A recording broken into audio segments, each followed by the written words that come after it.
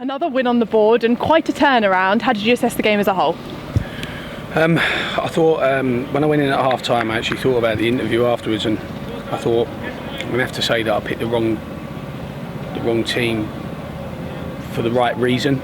Try and give players some extra minutes, but instead I went another way with it at half time and reminded them the amount of balls that we had to defend at Wrexham, the amount of commitment we had to show at Bromley, the amount of quality that we've had to show over the last sort of 2 months. And I said, are you ready for that to be all in vain and it to end today? And I just thought second half there was a much better energy to us. It felt different. The body language of the players was different. Because first half, let's make no bones about it, was absolute garbage. So we spoke to them very kindly and asked them to roll their sleeves up and pull their socks up and liven up before I lose my temper.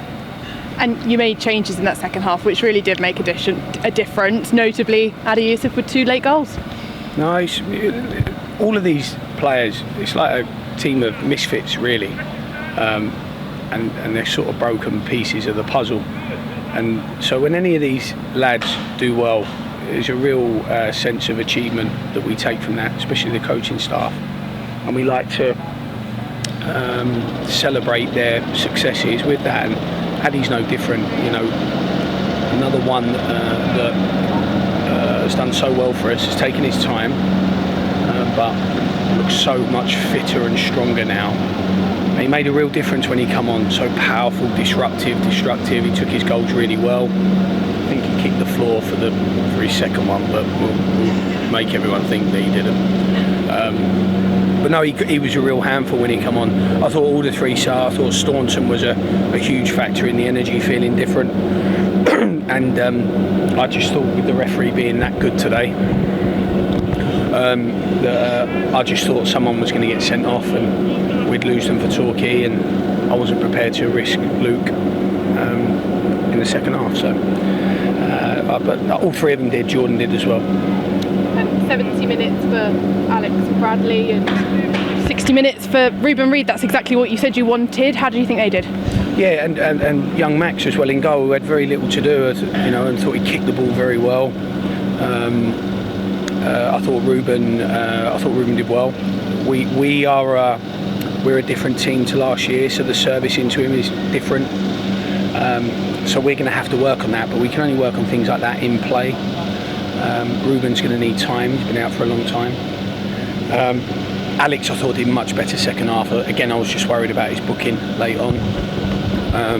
So I thought instead of having him suspended and we go to Torquay with 1 sub, that we save him. Charlie's been ill and had a bit of a problem with his thigh, so only in real desperate measures was I going to use Charlie today. So no, it did work perfectly. I just thought, like I said, because of the officials, I just had a wee inkling that he was going to try and do something. He was booking people for, I don't know, pulling a Christmas cracker. It was at times it was interesting, but and I've been quite impressed with the officials here this year. I think they've been good. We've been lucky with the FA Cup. We've had EFL referees, but I've been quite impressed with them. But no, he didn't have a great day, and that was my biggest concern actually. In line with obviously trying to win the game.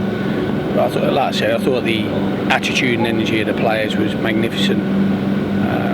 Second half and their spirit and their fight back. Again, that's a really experienced side. Woking and some good players, excellent manager. And I thought once we got built our momentum and our speed of our play, I thought we looked like the team that kind of would become accustomed to see. But yeah, again, it's another one like Dover where you can play the first half and say, if you don't start properly, this is going to be the outcome. And a word on Max Owens, his first professional appearance. We can expect to see him in the 4th round, I'm guessing? Listen, he was excellent. I mean, who knows in terms of the 4th round? We'll have to see what the moment's like at the time. But I thought he held himself in good stature. He made some good decisions. He was very pragmatic in his decisions. There was a couple of times where he could have played out once the ball got played back to him. He could have picked the forward off, but he chose to kick, and I thought it was a very mature decision to make, not to be, try not to drag attention to himself, make some safe decisions, and hey, listen, cautious goalkeepers, that's fine by me. But he did fabulous, great lad, unbelievable human being, and I'm glad we was able to give him that first experience under a win, because it's natural when you come in and you don't win that you kind of take some of the blame on yourself for a team that's been winning to not have won that game. So I thought he did great, and Jaheim as well, I thought he did fantastic. And 8 days break now until the Boxing Day match. I'm guessing that's a really positive thing, especially with the COVID situation and everything that's going on in the world right now. Yeah, look, that could rear its head at any day, and I'm of the camp. I'm of the Jurgen Klopp camp of, I think we have to battle on through this, even if it's to the look, against Torquay I could be moaning that we've got 4 missing because of COVID, but if we've got 4 missing we won't be able to field a team anyway, so it doesn't really matter. So but I think we need to battle through. I think we need to try and push through.